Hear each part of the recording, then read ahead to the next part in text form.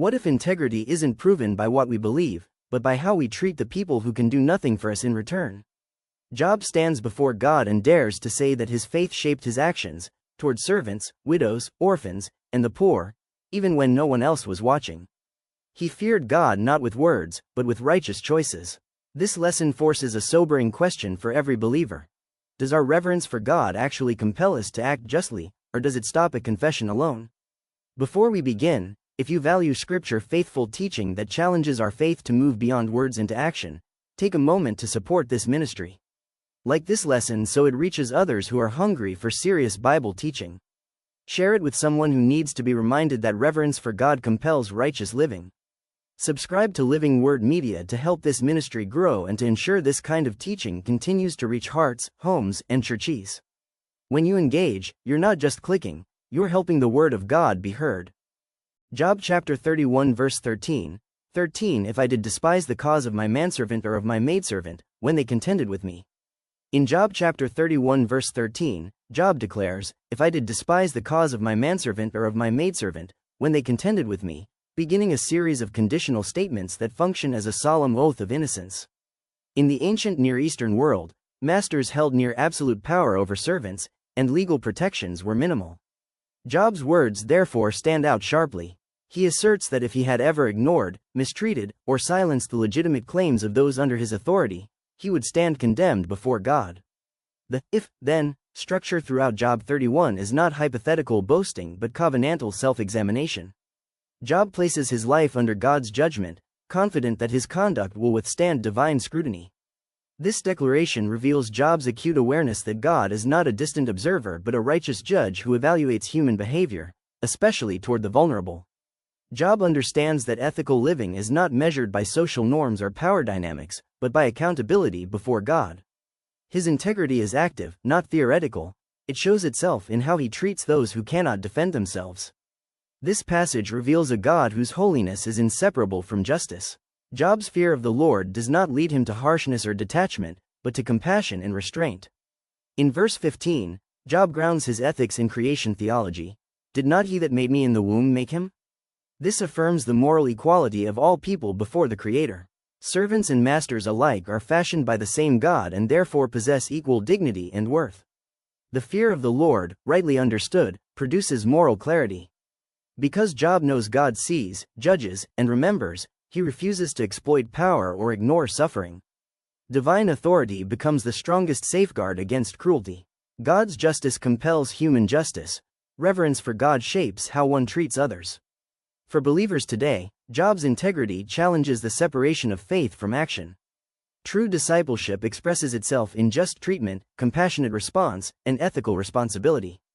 Individuals are compelled to act with fairness in workplaces, families, and communities. Churches are called to protect the vulnerable, speak against exploitation, and model Christ-like care rather than passive concern. Leaders, in particular, are warned against abusing authority or excusing indifference. Job's example reminds us that righteousness is tested most clearly in how we treat those with less power. Faith that fears God does not retreat into private belief, it engages public responsibility. Moral integrity before God demands that compassion becomes action and justice becomes practice. Job teaches that reverence for God produces responsibility toward others. When believers live consciously before God as judge, integrity moves from belief to action. The fear of the Lord compels us not merely to feel concern, but to act justly, love compassionately, and walk humbly before our God. Job's integrity does not stop with fair treatment in practice, it is rooted in a deeper theological conviction. Having affirmed that he never dismissed the cause of his servants, Job now explains why such behavior would be unthinkable. He turns our attention from social roles to divine accountability and shared creation, moving from outward conduct to inward reverence before God. Job chapter 31 verse 15, did not he that made me in the womb make him? And did not one fashion us in the womb? In Job chapter 31 verse 15, Job reaches the deepest foundation of his moral reasoning, creation theology. He asks two rhetorical questions that require an obvious answer, yes. The same God who formed Job also formed his servant. The same divine hand fashioned both lives in the womb. By appealing to creation, Job dismantles every social hierarchy that might justify injustice. Status, power, and role differences do not originate in God's creative act. Literally, this verse explains why Job could not despise the cause of his servants, verses 13, and why he feared standing before God's judgment, verses 14. His ethics are not situational, they are theological. The conditional logic of Job 31, if I have, rests on the certainty that God evaluates human behavior through the lens of shared humanity. To mistreat another person would be to deny God's creative authority and intention. This verse is extraordinary in its ancient context. In a world where servants were often viewed as property, Job insists that moral responsibility flows from the womb, not from social rank. His integrity is rooted in the belief that every human life carries divine intention and dignity. Job chapter 31 verse 15 reveals a God whose holiness is expressed through justice and whose authority establishes equality. God is not merely creator in power, but creator in purpose. By emphasizing that 1 fashioned both master and servant, Job affirms that all people stand equal before God's judgment. This truth explains why fear of the Lord leads to compassion rather than cruelty. When God is seen rightly, people cannot be treated lightly.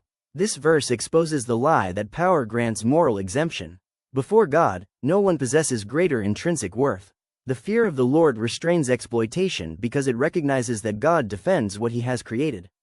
Justice, therefore, is not optional, it is an act of reverence toward the Creator. For modern believers, Job chapter 31 verse 15 speaks directly to discipleship and social responsibility. Christian faith demands that we view every person, employees, strangers, the poor, the marginalized, as bearing God-given dignity.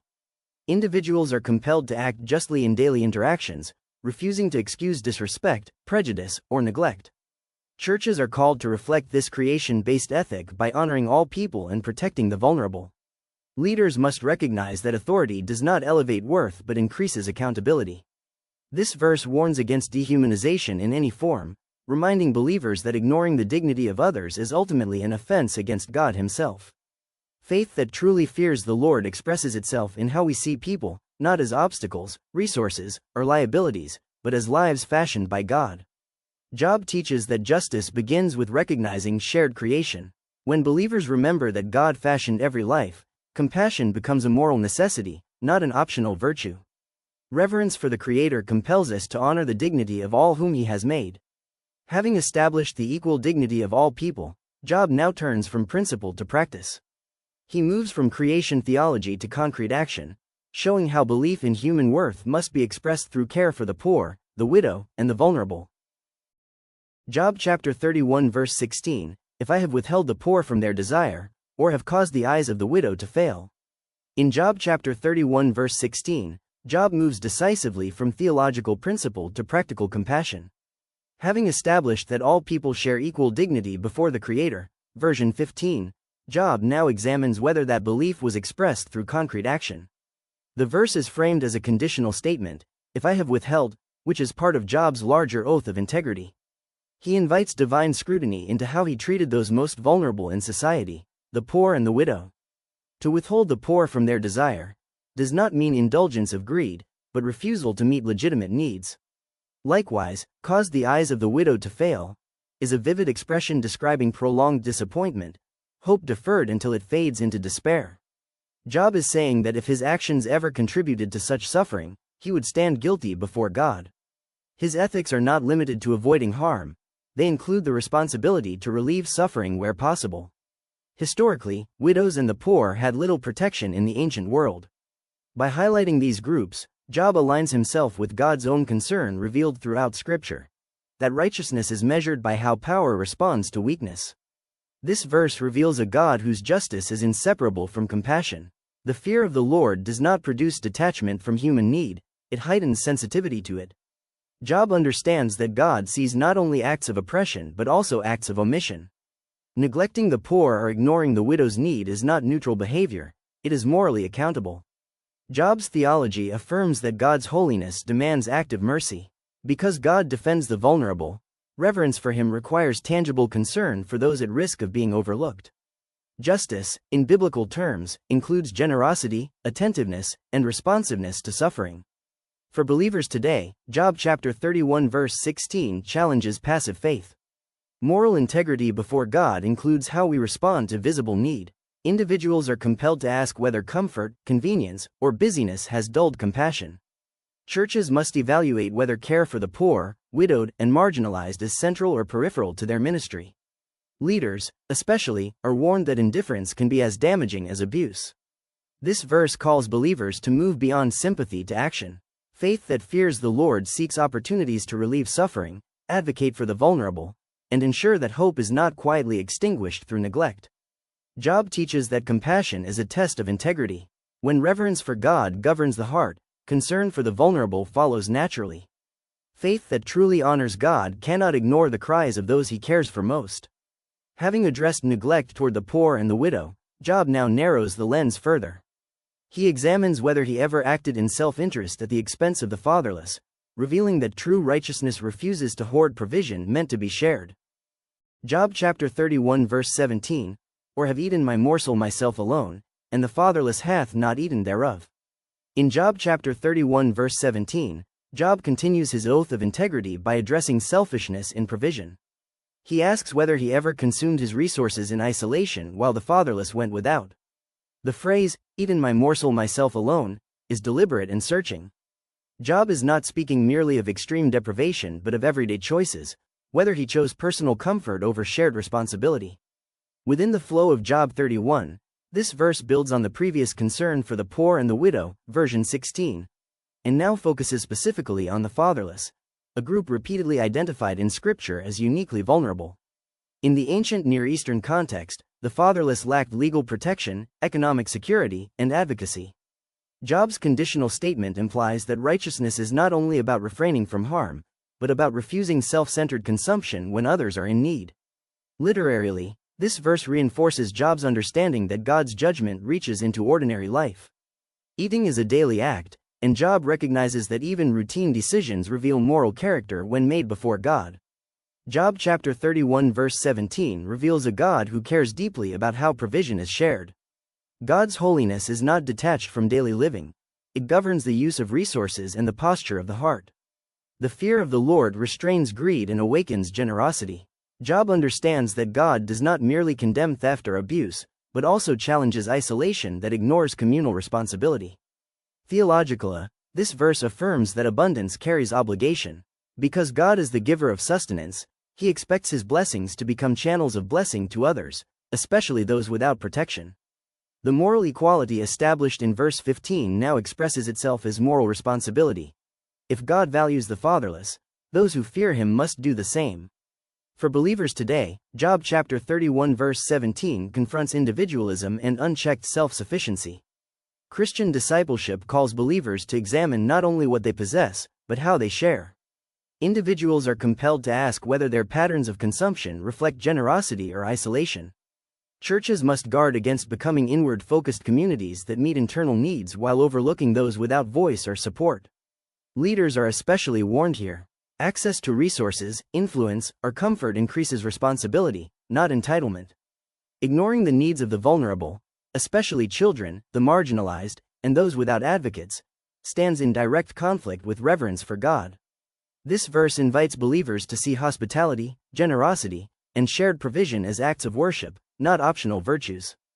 Job teaches that righteousness is revealed in how we share what God provides. When faith is governed by reverence for God, selfish isolation gives way to compassionate inclusion. To fear the Lord is to refuse abundance that forgets the fatherless. Job now deepens his testimony by showing that compassion was not occasional, but formative. He moves from individual acts of generosity to a lifelong pattern of care, revealing that integrity shaped his character from the beginning.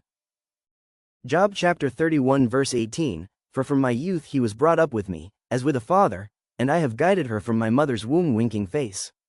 In Job chapter 31 verse 18, Job clarifies that his compassion toward the fatherless and the widow was not sporadic or situational. It was formative and lifelong. The parenthetical nature of the verse explains the previous claim. Version 17, Job did not eat alone while the fatherless went hungry because care for the vulnerable had been embedded in his character, from my youth. The language is deeply relational. Job speaks of nurturing the fatherless, as with a father, and guiding the widow, from my mother's womb, a Hebrew idiom emphasizing constancy and early formation. Literally, Job moves from actions to habits, from isolated deeds to a settled way of life. His integrity is not reactionary, it is cultivated. The conditional framework of Job 31 continues to place his entire life under divine review, asserting that if he had failed here, God would be just to condemn him. Job's claim is bold precisely because it is comprehensive. This verse reveals a God who values formation over performance. God's holiness is not satisfied by occasional acts of mercy. It delights in hearts shaped by compassion over time. The fear of the Lord, in Job's theology, produces a moral instinct that matures across a lifetime. Because God is a faithful father to the vulnerable, those who fear him learn to reflect that fatherly care. Job's testimony underscores that righteousness is learned and practiced early and consistently. The Creator who forms life in the womb, version 15, also shapes conscience and character across years. Compassion becomes a spiritual discipline rooted in reverence for God's enduring authority. For believers today, Job chapter 31 verse 18 challenges episodic compassion.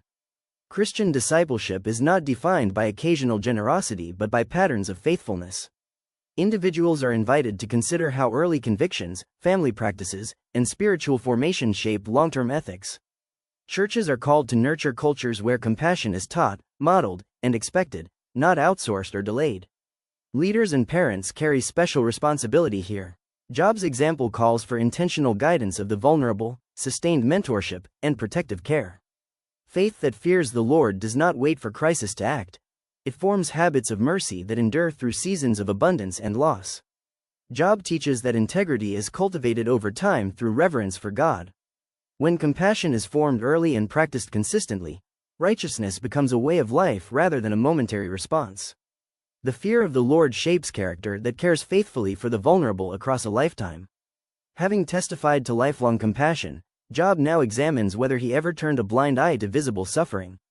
He moves from formation of character to moments of encounter, asking whether need ever stood before him unanswered. Job chapter 31 verse 19, "If I have seen any perish for want of clothing, or any poor without covering." In Job chapter 31 verse 19, Job continues his solemn oath by examining his response to visible and urgent human need. He asks whether he ever saw someone perish for want of clothing, or encountered the poor exposed without covering. The emphasis is on seeing. Job acknowledges that moral responsibility increases when need is clearly observed. This is not ignorance or distance, it is direct encounter. Within the literary flow of Job 31, this verse advances from lifelong character, version 18, to moment of decision ethics. Job places himself under God's judgment for how he responded when suffering was undeniable. Clothing in the ancient world was not a luxury but a necessity for survival and dignity.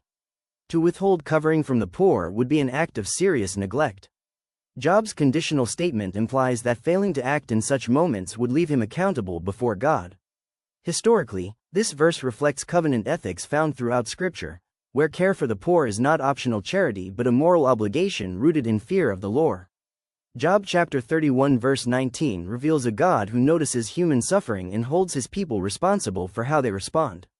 God's holiness is expressed not only in moral purity but in attentiveness to need. The fear of the Lord produces awareness, it refuses to look away when others suffer. Theologically, this verse exposes the danger of passive faith. God does not judge only acts of commission but also acts of omission. Seeing someone in need and choosing inaction contradicts reverence for a God who covers, shelters, and provides. Job's ethics affirm that divine justice calls for human compassion expressed in tangible ways. For believers today, Job chapter 31 verse 19 confronts selective compassion. Modern life offers countless opportunities to see need, poverty, homelessness, vulnerability, yet also countless ways to look away. This verse compels believers to ask whether convenience, discomfort, or indifference has muted their response. Individually, disciples are called to act when need is visible and within reach. Churches are challenged to be attentive, not insulated, developing ministries that respond to real suffering rather than abstract concern. Leaders, especially, are warned that awareness brings responsibility. When faith fears the Lord, it does not turn away from exposure to suffering, it moves toward it with compassion. Job teaches that righteousness responds when suffering is seen. Reverence for God sharpens moral vision and compels action, not avoidance. Faith that honors God refuses to look away when human dignity is at risk. Having acknowledged the responsibility that comes with seeing need, Job now testifies that his response was not merely restraint, but generosity, showing that compassion expressed itself through action that restored warmth, dignity, and life. Job chapter 31 verse 20. If his loins have not blessed me, and if he were not warmed with the fleece of my sheep. In Job chapter 31 verse 20, Job advances from awareness of need, version 19, to evidence of generous action. He describes the poor person's loins blessing him, a vivid, concrete image indicating gratitude that rises from restored warmth and dignity. The blessing is not abstract praise but the natural response of someone whose suffering has been relieved. Job emphasizes that the warmth came from the fleece of my sheep, underscoring personal cost and ownership. This was not surplus or convenience, it was provision drawn from his own resources. Literarily, the verse completes a sequence. Job sees need, refuses to ignore it, and responds with tangible care. The conditional form, if, continues his oath, placing even his generosity under God's examination. Job's integrity is thus measurable. If those he helped were not genuinely warmed and restored, his claim would be empty. By appealing to the lived outcome, gratitude and blessing, Job shows that righteousness produces real change in another's condition. This verse reveals a God who values incarnational compassion, care that can be felt, experienced, and received. God's holiness is not distant, it moves toward human need through provision. The fear of the Lord leads to generosity because it recognizes God as the ultimate provider. What Job gives, he gives as a steward, not an owner. Theologically, blessing flows both ways. The poor are warmed, and the giver is blessed, not because generosity earns favor, but because it aligns the heart with God's character. This reinforces the truth that reverence for God expresses itself through sacrificial care that restores dignity, not through detached benevolence. For believers today, Job chapter 31 verse 20 challenges symbolic compassion that lacks substance. True care often requires personal investment, time, resources, comfort, or convenience. Individuals are compelled to ask whether their generosity actually meets needs or merely eases conscience. Churches are called to ensure that ministries produce real relief, not just good intentions. Leaders, especially, must model generosity that is personal and costly.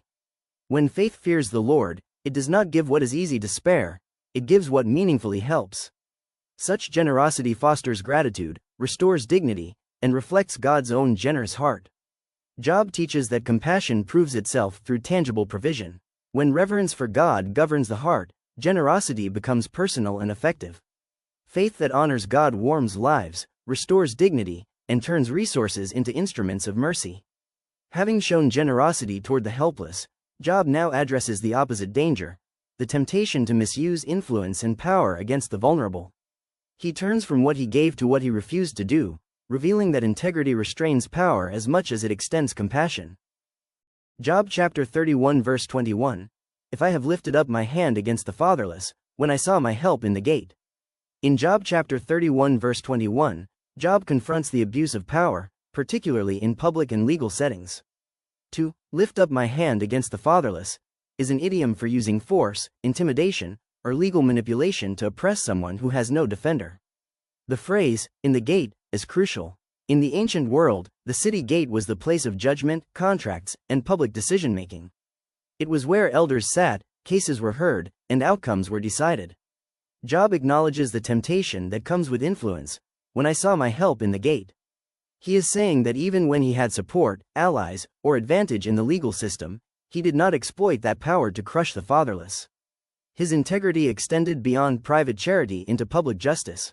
Job places himself under divine judgment for what he could have done but refused to do. This verse shows that righteousness includes restraint, choosing not to use power unjustly when one has the opportunity.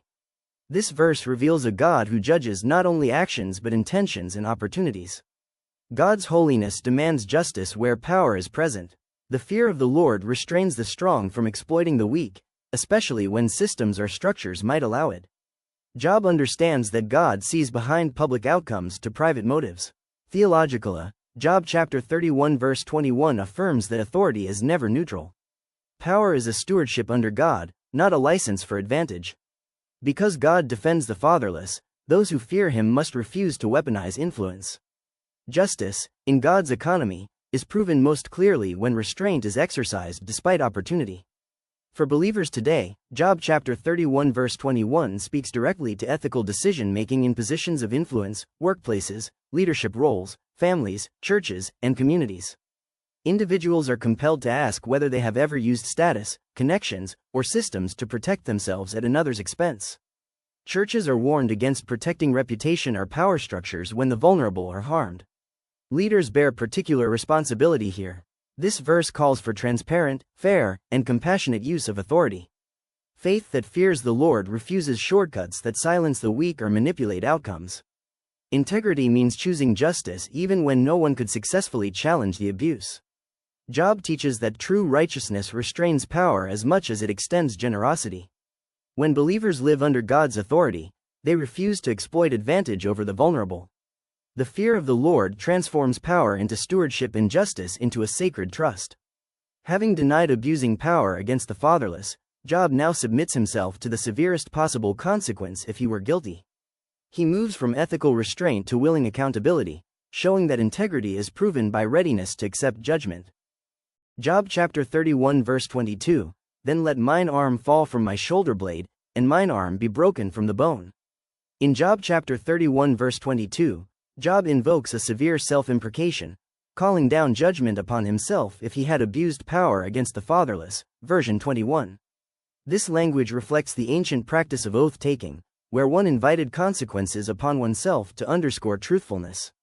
The imagery is intentionally graphic. The arm, symbol of strength, authority, and action, is the very instrument Job places under judgment. If he used his arm to oppress, then let that arm be rendered useless.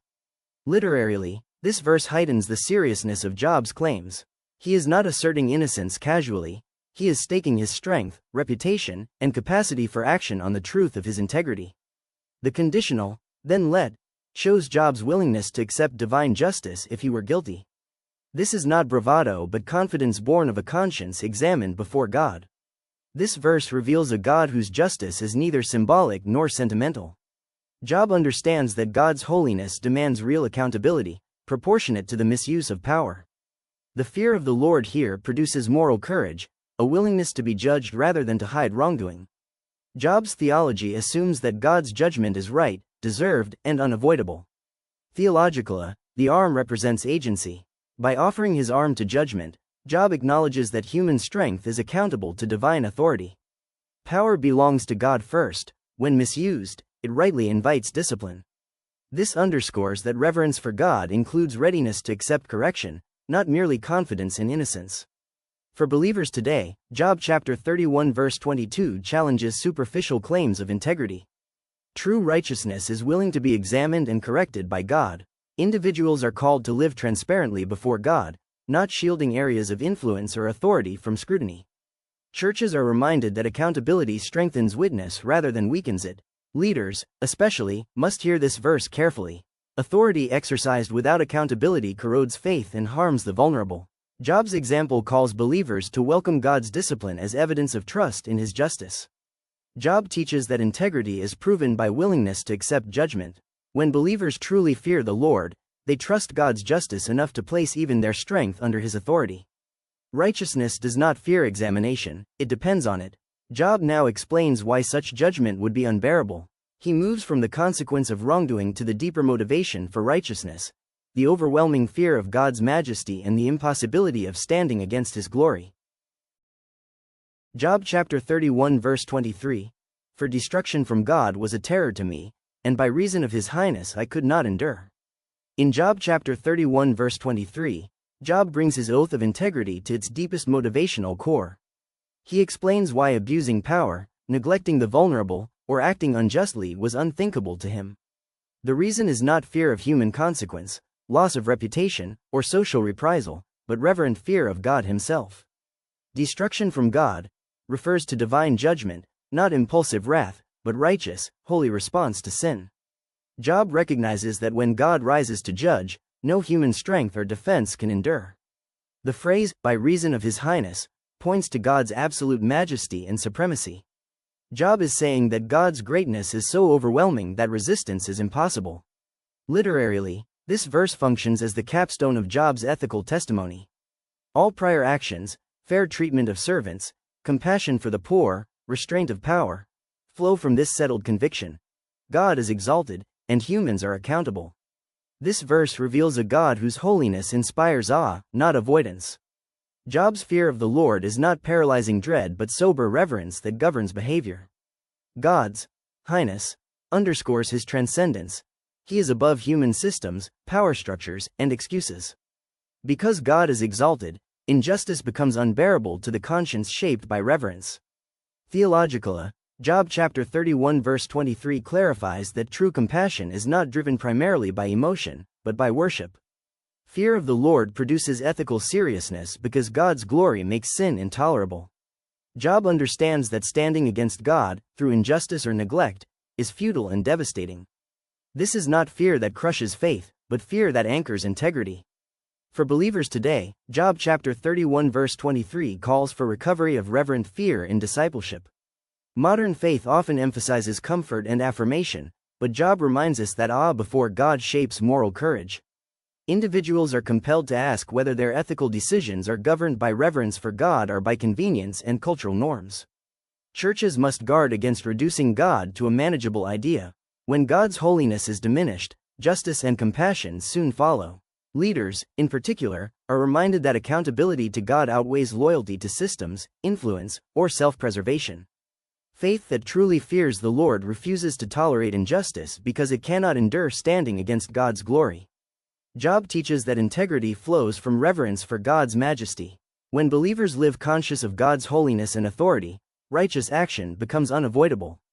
The fear of the Lord does not weaken faith, it compels justice, humility, and faithful obedience. With this final declaration, Job completes his testimony. A life compelled to act justly, not by fear of people, but by awe of God. His example leaves believers with a searching truth. When God's greatness governs the heart, righteousness becomes the natural response. Job's testimony reminds us that faith is never merely internal or theoretical. True reverence for God shapes how we treat others, especially those who are vulnerable, overlooked, or powerless. Job's integrity flowed from a deep awareness that every action, every decision, and every use of authority stands before the judgment of a holy and exalted God. This passage calls believers to examine whether our fear of the Lord is strong enough to compel righteous action. When God's holiness governs the heart, compassion is not optional, justice is not selective, and integrity is not situational. A life truly lived before God will always be a life compelled to act with mercy, fairness, and faithfulness. If this Sunday school lesson blessed you, subscribe to our channel and turn on notifications for more biblical teaching.